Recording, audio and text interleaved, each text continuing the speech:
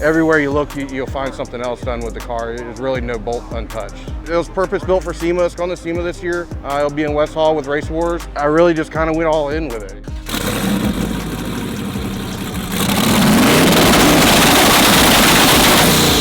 I'm JD Kati. I live in South Alabama, a little town, Summerdale, Alabama, down on the Gulf Coast. I drove all night, got here about 7:30 in the morning. We were in line already. Very interested to get in here. A lot of people. The lines took a long time, but hey, we're here and we're having a good time now. When everybody was talking to LS Fest this year, it was definitely right on the list of things I had to do this year. A lot of the guys in the E90 world that do the LS swaps to these BMWs have been coming for several years. I tried to come last year, the car just wasn't ready yet. It's actually my first LS swap I've done. Been building cars a long time, got out of the car scene for a little bit, decided I wanted to build another car, and this is what I ended up with. I found out, I really liked the body lines of the E90. Started looking into performance differences between a factory engine and things you can do with it. Then you start looking at the swap and the benefits of the swap. Engines are relatively easy to work on. Parts, I can go pretty much anywhere and pick up a part. The BMW stuff you can't. So it just made it, and it's a lot more reliable. So it's a 2008 BMW 335 chassis. It's a 6.0. We did, it's actually stock block, stock crank motor, piston rod, Frankenstein heads, custom built turbo system. Car makes 1,300 with 1,550 foot-pounds of torque. A lot of custom parts on the car, one-off wheels, carbon fiber inner and outer barrels.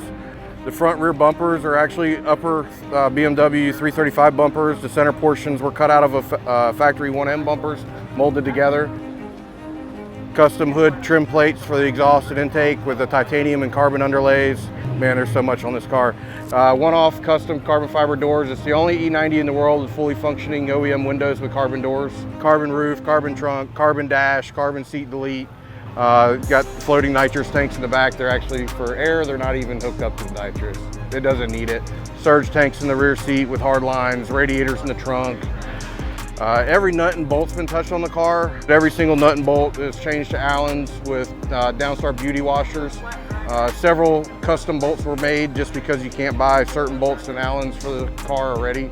The whole underside's been undercoated. Every suspension component powder coated with a metallic black. It doesn't stand out a whole lot, but a lot of people that know the body and this model vehicle know that all that's just bare aluminum when you buy it.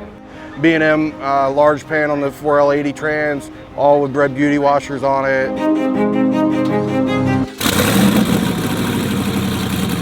I'm running the Holley Terminator Max. It works fantastically with the BMW drive-by-wire pedal. A lot of it is very easy to link up with it. I'm running the Holley gauge cluster as well. I love that thing. It's awesome. You can set it up exactly how you want it. All the different gauges, what you want, don't want, different tolerances, stuff like that, different backgrounds.